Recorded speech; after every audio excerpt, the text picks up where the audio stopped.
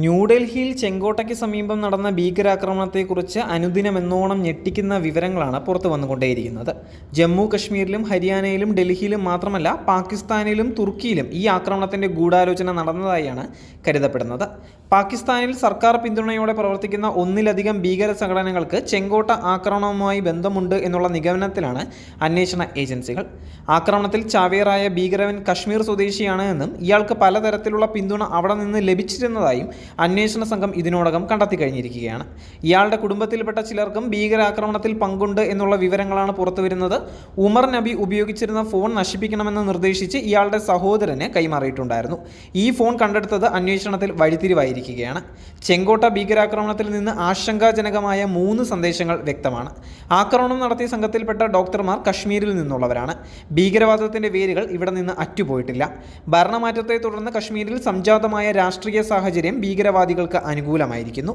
ഇക്കൂട്ടർക്ക് രാജ്യത്തിനകത്തു നിന്നും പുറത്തുനിന്നു പോലും സാമ്പത്തിക സഹായം ലഭിക്കുന്നതായാണ് വെളിപ്പെടുന്നത്. ഗൗരവമായി പരിഗണിക്കേണ്ട കാര്യം തന്നെയാണ് ഇത്. ഡൽഹി ഭീകരാക്രമണത്തിൽ മരിച്ചത് 12 പേരാണ്. ഇതിൽ ചിലർ ഭീകരവാദികളാണ് എന്ന് കരുതപ്പെടുന്നുണ്ട്. യഥാർത്ഥത്തിൽ പാലസ്തീൻ ഭീകര സംഘടനയായ ഹമാസ് നടത്തുന്നത് പോലുള്ള വ്യാപകമായ ആക്രമണമാണ് ഭീകരവാദികൾ ലക്ഷ്യമിടുന്നത്. ഇതിനുവേണ്ടി വൻതോതിൽ സ്ഫോടക വസ്തുക്കൾ ശേഖരിച്ചിട്ടുണ്ടായിരുന്നു. ഇത് കണ്ടെടുക്കാൻ കഴിഞ്ഞതും ഭീകര സംഘത്തിൽപ്പെട്ട ചിലരെ പിടികൂടിയതുമാണ് ആസൂത്രണം ചെയ്തതുപോലെയുള്ള ആക്രമണം നടത്താൻ ഭീകരതയ്ക്ക് കഴിയാതെ പോയത്. താനും ഉടൻ പിടിയിലാകുമെന്ന് ഭയന്നാണ് ഉമർ നബി ചാവേറായി പൊട്ടിത്തെറിച്ചത്. ഏറെ നിരപരാധികൾക്ക് ജീവൻ നഷ്ടമാകുമായിരുന്ന ആക്രമണം മുൻകൂട്ടി ചെറുക്കാൻ കഴിഞ്ഞത് അന്വേഷണ ഏജൻസികളുടെ വിജയം തന്നെയാണ്. ഹരിയാനയിലെ അൽ ഫലാഫ് സർവകലാശാലയ്ക്ക് ആക്രമണം ആസൂത്രണം ചെയ്ത ഭീകരർ ഡോക്ടർമാരായി ജോലി ചെയ്തിരുന്നു. ഇസ്ലാമിക ഭീകരവാദത്തെ പ്രോത്സാഹിപ്പിക്കുന്ന രീതികളിലാണ് ഈ സർവകലാശാല അനുവർത്തിച്ചത് എന്ന് തെളിഞ്ഞിരിക്കുകയാണ്. സ്ഫോടനത്തെ തുടർന്ന് ഭീകരരുമായി തങ്ങൾക്ക് ഡോക്ടർമാർ എന്ന നിലയ്ക്കുള്ള ഔദ്യോഗിക ബന്ധം മാത്രമാണ് ഉള്ളത് എന്ന് സർവകലാശാല അധികൃതർ അവകാശപ്പെട്ടുവെങ്കിലും അത് തെറ്റാണ് എന്ന് തെളിഞ്ഞിരിക്കുന്നു. ഇസ്ലാമിക മതമൗലികവാദത്തെ പാലൂട്ടി വളർത്തുന്ന പല കാര്യങ്ങളുമാണ് അവിടെ നടന്നിരുന്നത് എന്നുള്ള വിവരങ്ങൾ വെളിപ്പെട്ടിരിക്കുകയാണ്. അറസ്റ്റിലായ ഡോക്ടർമാർ ചാവേറായ ഉമർ നബിക്കും പാക് ഭീകര സംഘടനയായ ജെയ്ഷെ മുഹമ്മദുമായി ബന്ധമുള്ളതിനാൽ വിവരങ്ങൾ അന്വേഷണ സംഘത്തിന് ലഭിച്ചിട്ടുണ്ട്.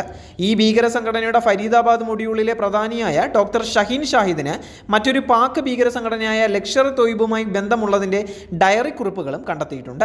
സ്ഫോടനത്തിന് പിന്നിലുള്ളവരെ ഏകോപിപ്പിച്ചത് ഈ ഭീകര വനിതയാണ് എന്നും 3 പാസ്പോർട്ടുകൾ കൈവശമുള്ള ഇവർ പലതവണ പാകിസ്ഥാൻ സന്ദർശിച്ചതായും അന്വേഷണ സംഘത്തിന് വിവരം ലഭിച്ചിട്ടുണ്ട്.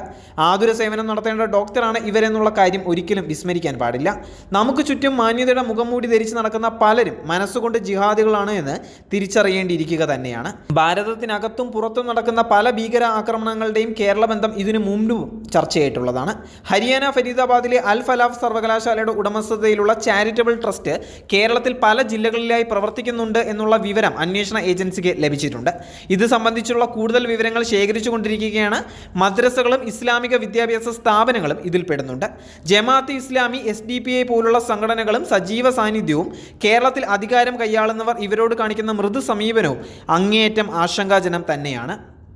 ഡൽഹി ഭീകരാക്രമണത്തിൻ്റെ പശ്ചാത്തലത്തിൽ കേരളത്തിലും വലിയ ജാഗ്രത ആവശ്യം തന്നെയാണ്.